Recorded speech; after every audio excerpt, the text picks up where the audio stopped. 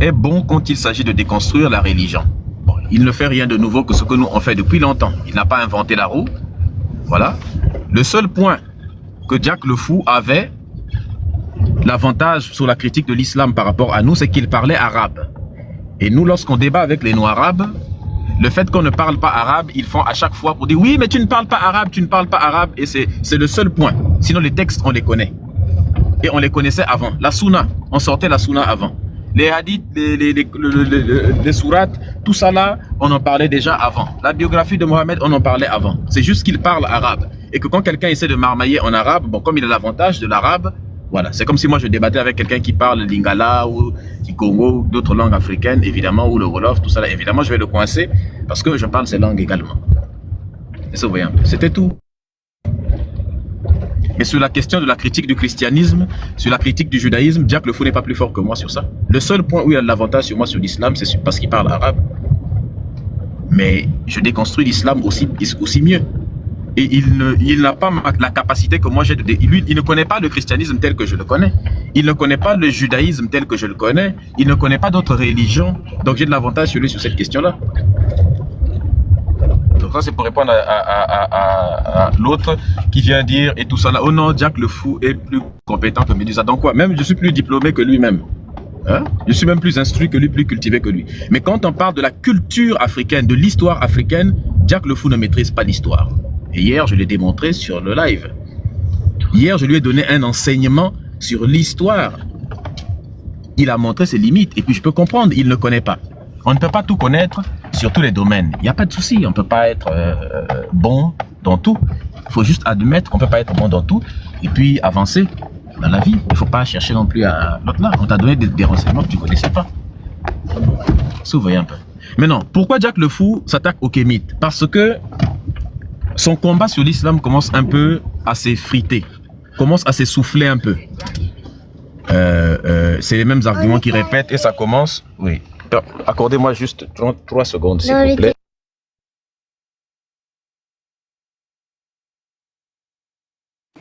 Bon, je ne sais pas si vous pensez qu'on est à la radio ici.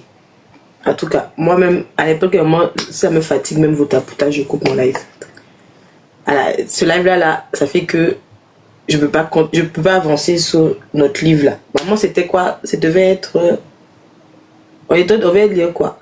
Alors on devait continuer la parole aux négresses de Hawa Thiam. Donc comme dirait cette dame sur internet qui fait le buzz là, coach à mon chic, vos tapotages me donnent la paresse. Ça me donne juste envie, c'est de couper le live là, me poser sur mon lit et continuer mes livres. En même temps, je place une petite pub. Allez, si vous aimez bien les contes des griots là, vous avez les contes de la tradition, tout ça. Vous avez le frère Kamanda. Je vous jure, une pépite. Ah oui, excusez-moi. Oui. Donc tapotez sur le live parce que vous êtes donner la paresse, les gars. Tapotez s'il vous plaît. Merci beaucoup. Oui, donc j'étais en train d'expliquer ceci.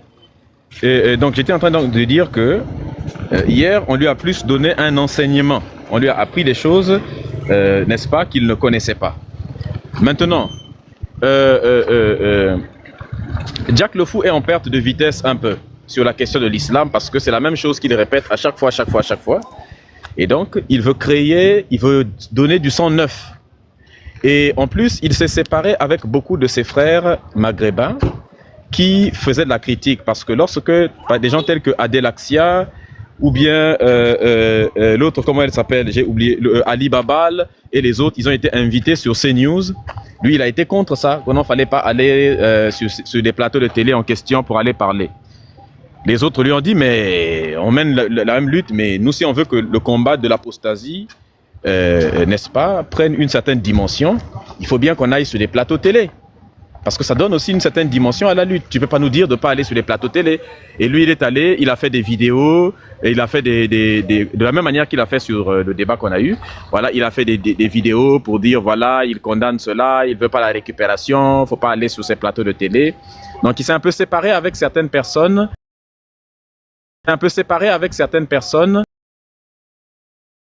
pourtant il part sur des plateaux de télé, sur les médias, les autres ne le lui interdisent pas. Tu vois un petit peu? Tu vois un peu? Et ce qui s'est passé donc, c'est que il veut maintenant revenir, parce qu'il a passé même un petit moment hors de TikTok. Maintenant, il veut revenir et il veut se refaire une virginité ottoman. Comme sa critique sur l'islam devient un peu rébarbative, devient un peu redondante, pardon. Et donc maintenant, il veut venir s'attaquer maintenant aux kémites, parce qu'actuellement, les kémites, c'est la communauté qui fait parler le plus actuellement sur TikTok. Du moins, c'est l'une des communautés qui fait le plus parler. Tout le monde parle de nous, on fait des lives à 1000 personnes tous les jours, 800, 900 000 personnes. Donc il se dit s'attaquer maintenant aux kémites, ça va lui donner du sang neuf. Voilà pourquoi il vient s'attaquer à nous. Maintenant, pourquoi? Donc ça, c'est la première raison pour laquelle Jack le Fou vient s'attaquer à nous. Parce pour s'arracher un nouveau buzz. Donc c'est pour ça. La deuxième raison pour laquelle Jack le Fou vient s'attaquer à nous, et qui même si on regarde très bien, est même la première raison, est une raison fondamentale, c'est la raison pour laquelle il mène le combat pour la déconstruction de l'islam. Vous savez, chacun de nous déconstruit, quand on dit déconstruction le christianisme ou l'islam, on le fait pour une raison. Jack le Fou le fait parce qu'il a un calendrier. Nous, on le fait parce que nous sommes afrocentrés. Parce que c'est une étape dans notre combat d'afrocentricité pour atteindre, n'est-ce pas, pour atteindre le but final de cet État fédéral d'Afrique, cette fédération, ce panafricanisme-là que nous voulons réaliser. Et c'est ça notre but. Et pour ça, nous voyons que l'aliénation culturelle et spirituelle est un obstacle. Donc, voilà pourquoi nous critiquons la religion. Sans ça, peut-être qu'on n'aurait pas critiqué la religion. Maintenant, Jack le Fou, pourquoi il le fait? Jack le Fou, il critique aussi parce qu'il a un projet, un combat politique. C'est ce qu'il dit souvent. Mais son combat politique, c'est quoi? C'est l'humanisme, dès qu'il dit, c'est un humanisme idéaliste, c'est la démocratie, tel qu'il dit, les fameux droits de l'homme et autres. Mais hier, je l'ai rappelé pour dire, attention, quand tu viens parler des droits de l'homme, oh non, moi je me bats pour les droits de l'homme, vous ne vous battez pas pour les droits de l'homme. Je dis, attention déjà. Les peuples kamites connaissent le droit de l'homme et sont les inventeurs même de ce concept-là.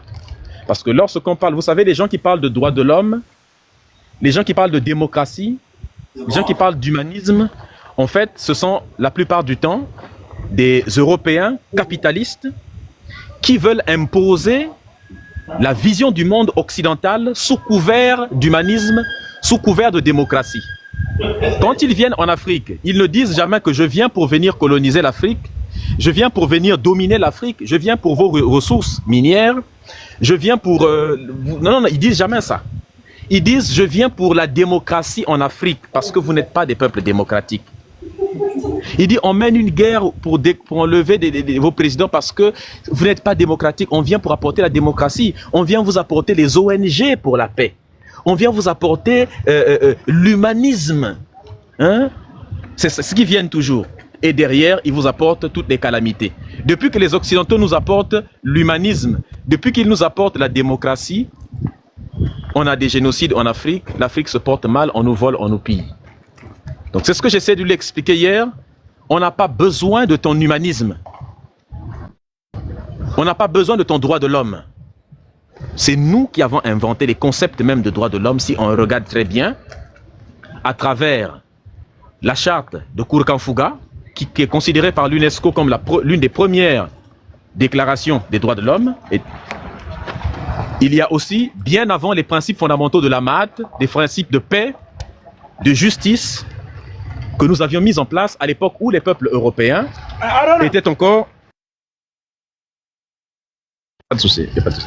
À l'époque où les peuples européens étaient des peuples encore extrêmement barbares et qu'ils ne connaissaient pas et qu'ils mangeaient des êtres humains, à l'époque où ils consommaient encore de la chair humaine, à l'époque où ils vivaient encore dans des cabanes, même pas des cabanes, dans des grottes encore, nous étions civilisés.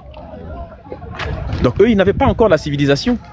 À l'époque où c'était encore des tribus nomades qui se nourrissaient encore de la viande crue, qui ne savaient pas encore bâtir des cités, des villes. Voilà pourquoi je lui ai expliqué hier ce que nous avons apporté. Hier, il a dit sur le live, il a dit qu'est-ce que l'Afrique a apporté. Il dit si c'est l'Afrique...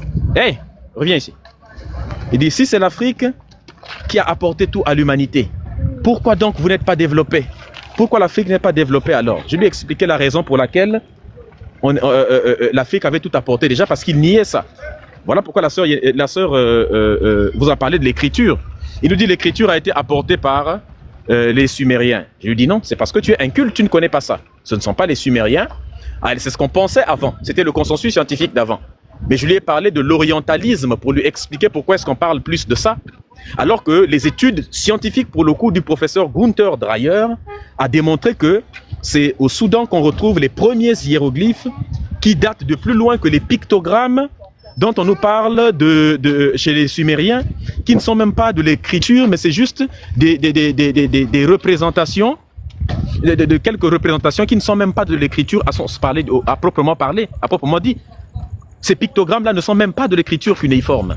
Ils n'ont rien à voir. Ce n'est pas un système d'écriture. Donc dire que c'est eux qui ont inventé ça, non. Par contre,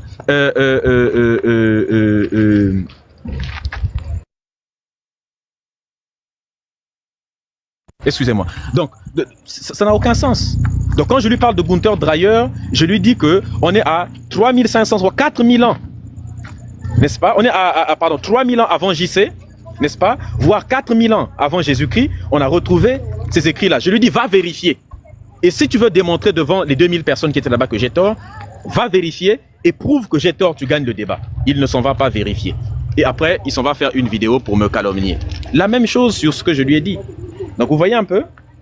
Donc c'est pour lui dire que ces droits de l'homme, nous on les connaît déjà. Il nous dit que nous sommes un mouvement patriarcal et sectaire. Il dit patriarcal, je lui ai cité toutes les reines africaines qu'il y avait eu. Maintenant qu'il nous cite lui les reines arabes qu'il y a eu à l'Antiquité, qu'il nous cite... faut arrêter un peu. À l'époque où nous on avait des reines, il y avait combien de reines chez lui? Donc il faut à un moment donné se calmer. Nous on a eu des reines toujours depuis longtemps. Par contre, les droits de l'homme dont il parle là, au moment où on les a mis en place, ce n'était pas les droits de l'homme, ce n'était pas les droits de la femme, ce n'était pas les droits de l'homme avec grand H. C'était les droits de l'homme masculin, parce que les femmes n'étaient pas incluses dedans.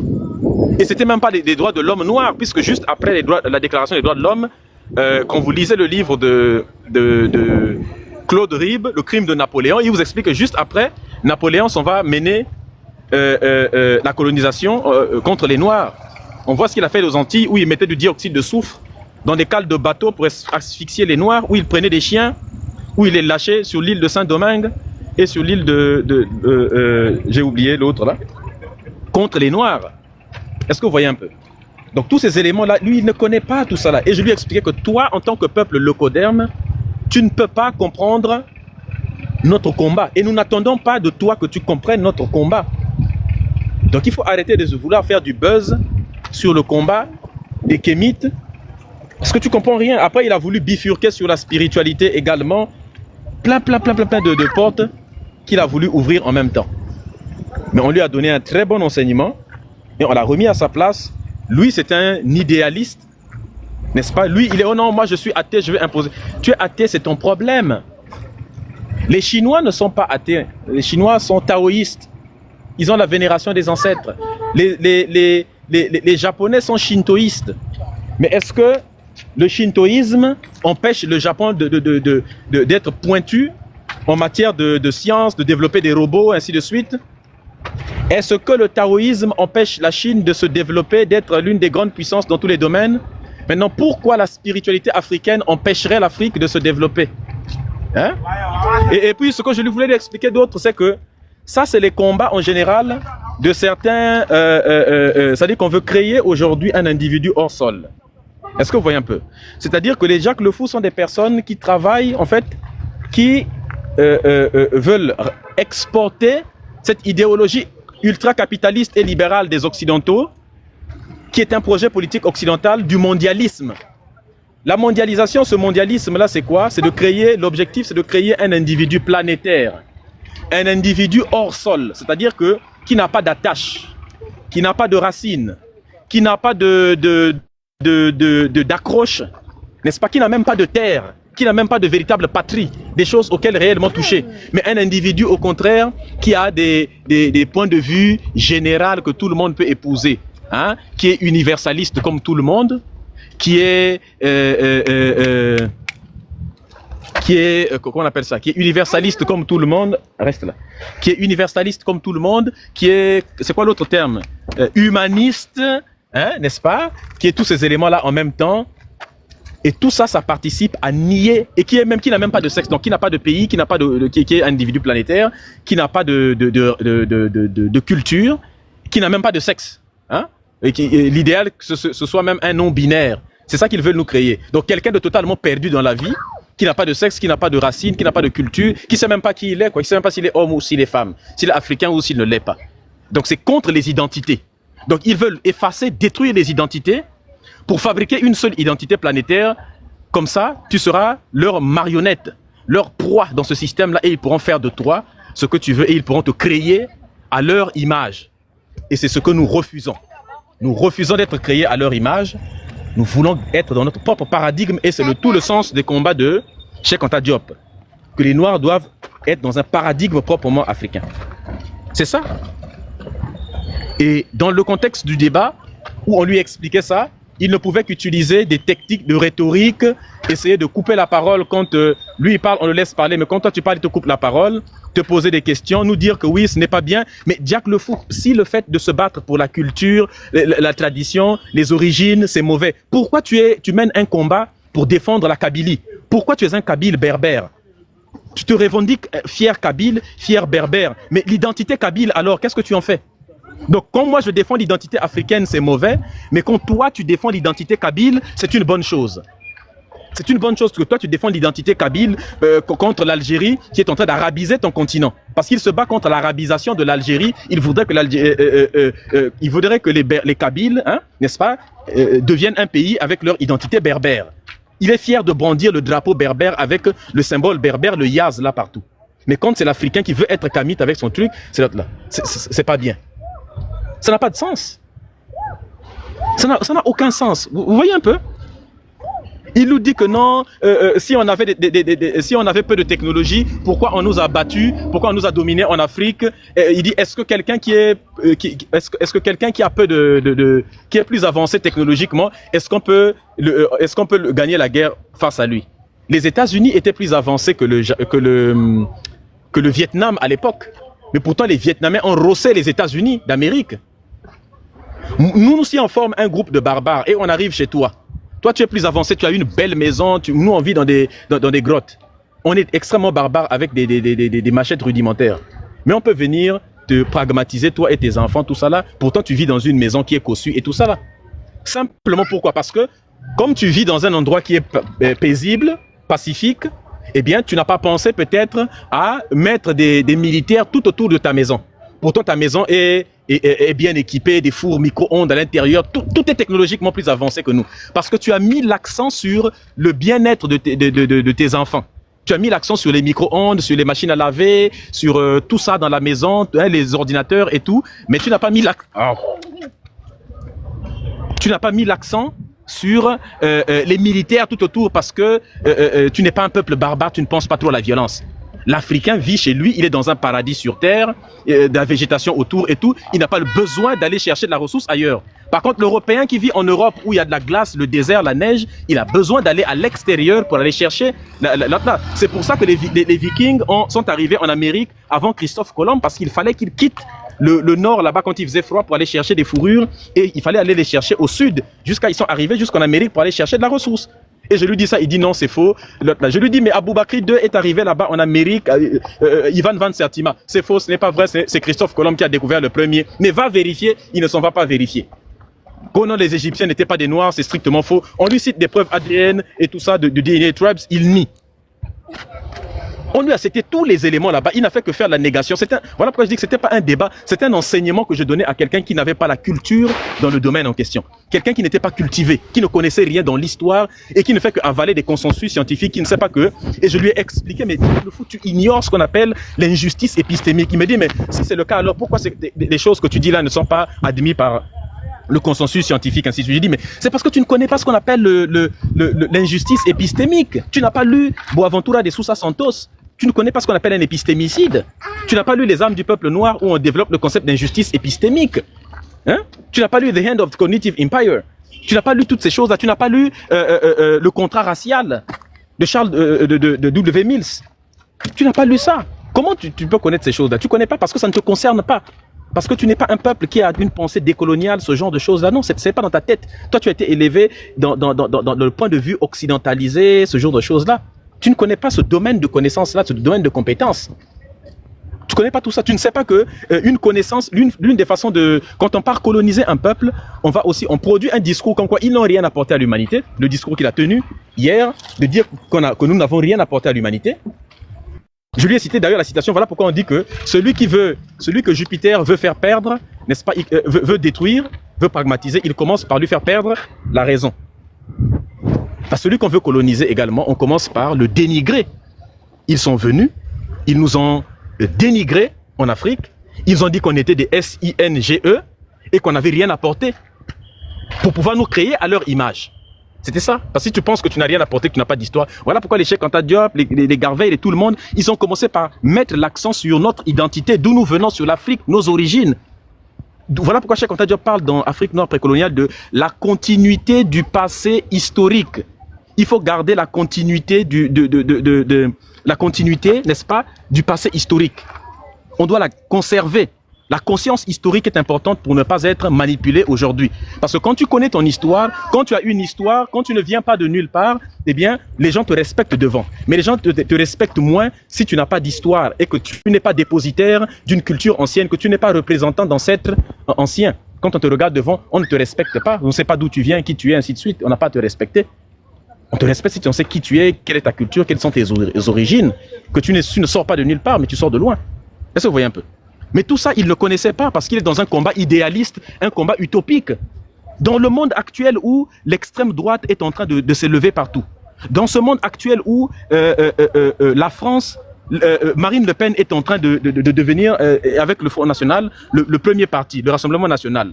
À l'époque actuelle où en Italie, vous avez Fratelli d'Italia, où les descendants de Mussolini sont devenus au pouvoir. À l'époque où Viktor Orban, c'est des racistes au pouvoir.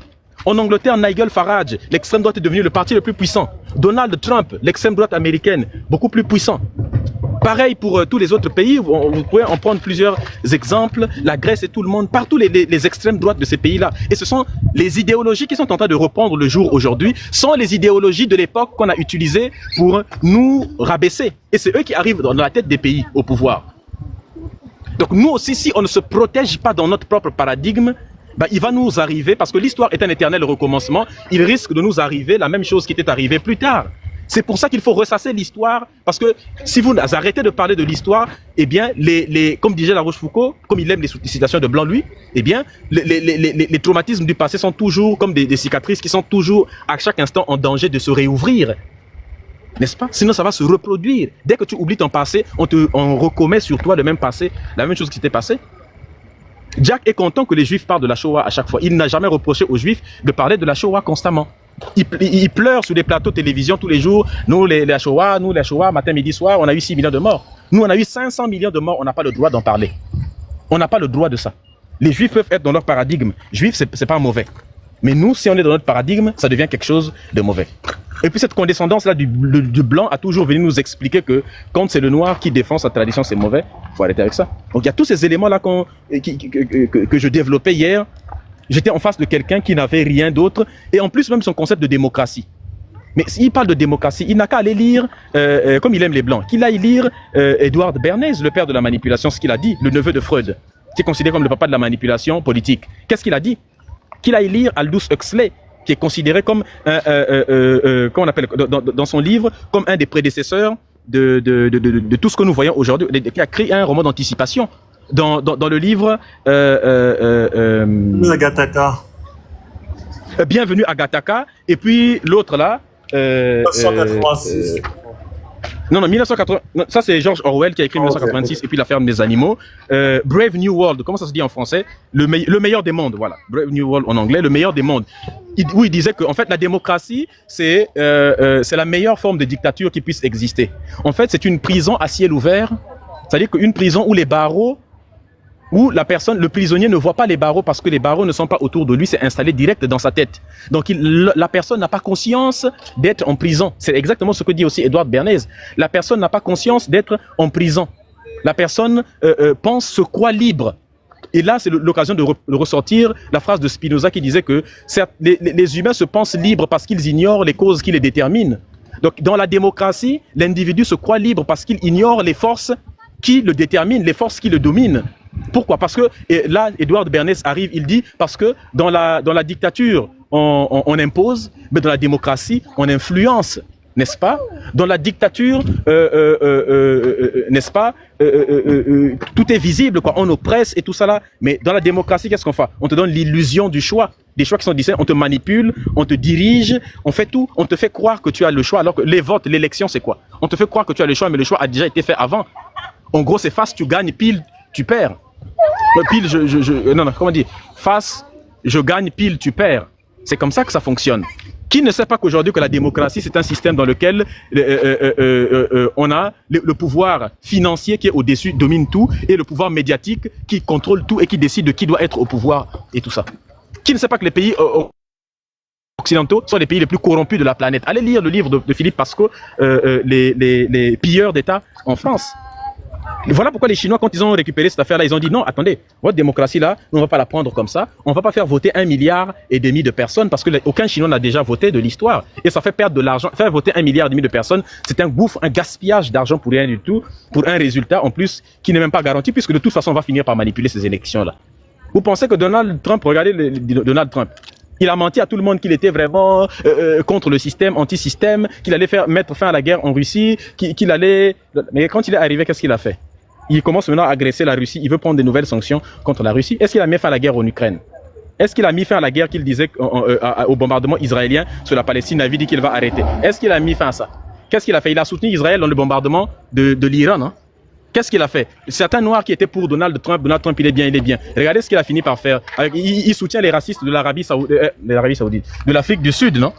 En fait, il y a tellement de choses à dire sur ce sujet-là que il faut que je m'arrête parce que je me rends compte que j'ai vraiment abusé du temps de parole et je vous présente mes plates excuses. Mais j'étais en roue libre à propos de ça parce que il y a tellement de choses à faire. De toute façon, demain, je ferai un live aussi sur ça pour redéconstruire ça, pour vous laisser parler de ça puisque je vois que les gens ont besoin de s'exprimer sur cette question-là. Donc, vraiment, une fois de plus, je remercie vraiment toutes les hommes et... toutes les hommes. Bon, on va dire que tous les hommes, ça veut dire tous les hommes. Il y a une part de féminité en nous tous. Je remercie donc toutes les femmes et tous les hommes, vraiment Kamit, pour leur soutien dans le combat. Je vous remercie vraiment pour tout ce que vous faites pour cette lutte-là. Grâce à vous, nous avons pu faire en sorte que cette lutte-là commence à préoccuper les gens. Et n'oubliez pas, les gens comme les Jack le Fou sont des personnes qui sont probablement utilisées, je dis probablement, en mission, n'est-ce pas, pour venir détruire un peu ce mouvement Kémite-là, pour venir chercher à tourner en dérision ce mouvement, parce qu'il commence à prendre trop de l'ampleur. La France n'aime pas ça, les Occidentaux n'aiment pas que les Noirs soient dans leur propre paradigme. Alors on vous envoie parfois des personnes, n'est-ce pas, pour venir représenter un caillou dans votre chaussure, pour gêner votre démarche, hein, pour gêner votre marche, votre aisance dans la démarche, dans le combat que vous menez, pour retourner plus de personnes contre vous.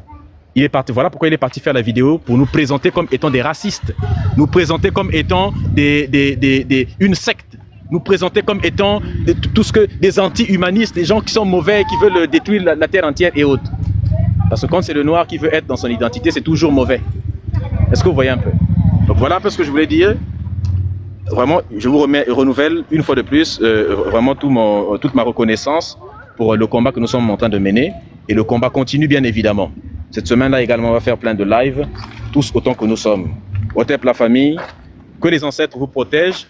N'écoutez pas Jack qui a dit hier sur le live il a dit à bas les ancêtres. Ce à quoi je lui ai répondu, quand il a dit oui, à bas les ancêtres, la science, ce à quoi je lui ai répondu, nous c'est la science, je lui ai dit attention, à bas tes ancêtres à toi. Mais nous c'est honore tes ancêtres méritants. Honore les ancêtres méritants. Ceux-là qui ont mérité. Et pour les autres ancêtres qui ont fait des mauvaises choses, nous nous réservons le droit de corriger, de modifier, d'améliorer les choses. C'est comme ça qu'on avance dans la vie. Donc, il n'y a pas d'abattre les ancêtres. Chez nous, c'est honore les ancêtres. Nous n'allons pas abattre les ancêtres. Ça veut dire abattre la culture et nos origines. Quand on va abattre les ancêtres, c'est pourquoi? C'est pour prendre qui comme modèle? Si on ne prend pas nos ancêtres comme modèle, c'est prendre vos ancêtres à vous comme modèle. Vous allez nous présenter qui? Napoléon, je ne sais pas qui encore, dans l'histoire des Européens. Non, il ne faut pas faire des choses comme ça. Et quand il nous dit la science, attention. La science est un outil La science est un instrument qu'on doit utiliser pour atteindre un certain but. Les Chinois utilisent la science pour atteindre un projet politique qui a été fixé depuis Mao, depuis même avant. La science donne du pouvoir. La science est une méthode, c'est un procédé qui te donne le pouvoir quand tu le mets. Et c'est nous qui les avons mis en place avec nos ancêtres. Ce qu'il a nié hier, mais ce que j'ai démontré que c'était le cas. Donc la science est une méthode, c'est un outil qui donne le pouvoir aux êtres humains. Tu peux faire des armes avec, tu peux faire plein de choses qui vont te donner le pouvoir. Donc tu dois utiliser quelque chose comme ça. Donc c'est quelque chose qui donne le pouvoir pour atteindre un objectif. Mais la science ne doit pas devenir ton maître. Quand tu ériges la science en maître, tu deviens scientiste. Et le scientisme est problématique. C'est comme une forme de religion qui considère la science comme étant la mesure de toute chose.